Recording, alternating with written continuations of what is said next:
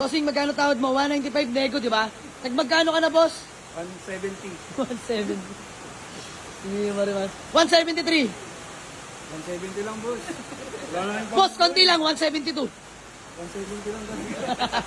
170 sa itong barya. Ay, hindi na, bossing. Sige na. Hindi na. Bossing, itago mo na yan. Sige. Para may pangkain at panggasolina. Galing pa po silang baras, mga bossing Rizal. Sige na, boss. Itago mo na yan. Basa pa. Alright. Sige, boss. 170. Yours na. Ayan. So, yung mga bossing, magandang gabi sa lahat. Diyos mo yung marimar. Binabagyo na tayo sa garahe. At hindi nagpatinag tong walk-in buyer natin. Bossing, taga saan kayo? Baras Rizal. Baras, Rizal. Hindi nga. Baras. Nugay. Hindi yung marimar. Taga Baras pa sila, bossing. Boss, pangalan mo? Noel Magtibay. Yan, si Boss Limuel Kisbam. Boss Jan. Ayun, bossing, nag-check ng unit. Pangalan mo, boss? Dude. Boss Jun. Ayun, si Madam. Madam, pangalan niyo po? Becca. Becca. Ayun, si Ma'am Becca. Ate, pangalan mo po? Ano po? Ayan, si Ate Rose. Followers. Kisbam po. Ayan, may yan. Followers. Ayun, si bossing, solid followers talaga natin yan. Oh. So, ayun mga bossing, gusto mo yung marimar. Buhabag yun na sa garahe mga boss. Pero ito, karating lang na Honda CR-V Gento natin ha. 2002 model automatic transmission mga boss. K-series engine mga bossing at fresh interior. Naka-rehistro pa. Malamig ang aircon.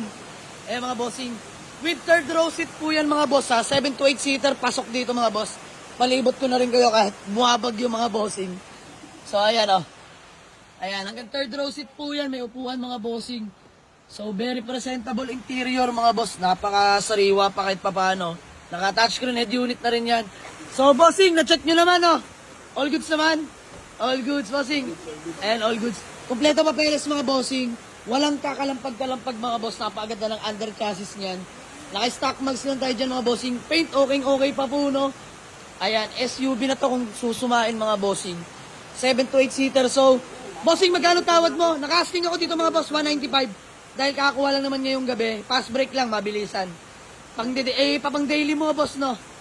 Ayan. Bossing, magkano tawad mo? 195 nego, di ba? Nagmagkano ka na, boss? 170. 170. Hindi mo rin, 173. 170 lang, boss. Wala na yung Boss, konti lang, 172. 170 lang, boss. 170 sa itong barya. Ay, di na, bossing. Sige na. Di na. Bossing, itago mo na yan. Sige. Para may pangkain at panggasolina.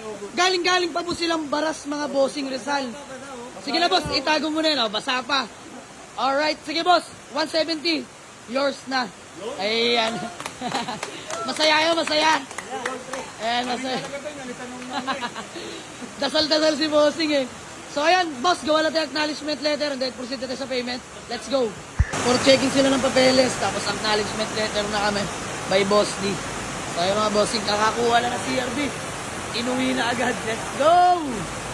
Sold kahit maulan at buhabagyo. Good deal na kami ni Sir. Bossing, mahala mo ulit. Limuel po. Ayan, good deal namin ni Sir Limuel ng Baras Rizal, mga bossing. At syempre, fully paid na sila. Magpapatila na lang sila ng ulan dahil ang lakas pa ng ulan.